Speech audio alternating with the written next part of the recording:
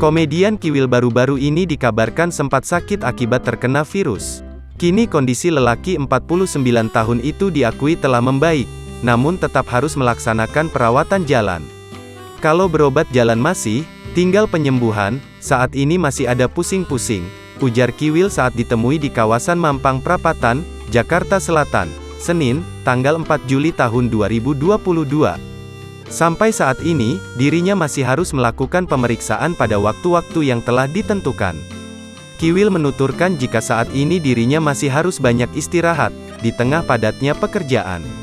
Merasakan sakit saat ini, ternyata membuat sang komedian sadar dan mengaku tak lagi ingin mencari wanita lain.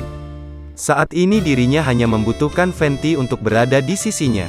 Fenty harus ada di samping gua, jadi gua lebih condong gak suka perempuan lain. Karena di samping gua, ada yang ngintip, ucap Kiwil. Insaf ada waktunya, diinsafkan sama Fenty, sambungnya lagi.